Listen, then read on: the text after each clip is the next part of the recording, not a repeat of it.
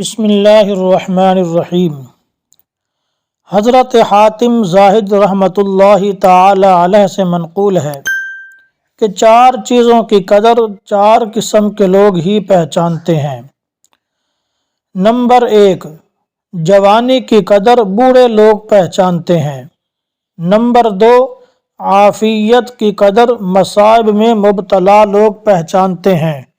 Number 3، صحت کی قدر بیماروں کو محسوس ہوتی ہے۔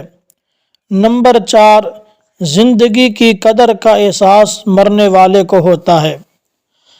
حضرت فقیہ رحمۃ اللہ تعالی علیہ کہتے ہیں کہ یہ مضمون دراصل ایک حدیث سے لیا گیا ہے کہ رسول اللہ صلی اللہ علیہ وسلم نے ارشاد فرمایا کہ 5 چیزوں کو 5 چیزوں سے پہلے غنیمت جانو: جوانی کو بڑھاپے سے پہلے، صحت کو بیماری سے پہلے، تونگری کو ناداری سے پہلے، فرصت کو مصروفیت سے پہلے، زندگی کو موت سے پہلے۔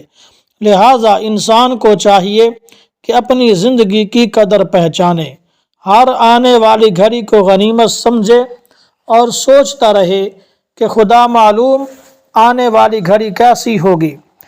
ذرا مرنے والوں کی ندامت کا بھی تصور کیا کرے کہ وہ 2 رکعات کی مقدار یا صرف لا الہ الا اللہ کہنے کی مقدار کی تمنا کرتے ہیں اور تجھے وہ مقدار آج حاصل ہے۔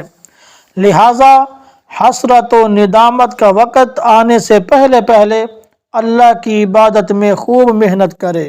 تو اس لیے جو اللہ رب العزت نے آج جوانی دی ہے، عافیت دی ہے، صحت دی ہے، زندگی دی ہے، اس سے انسان فائدہ اٹھائے اور اپنی آخرت کی تیاری کر لے۔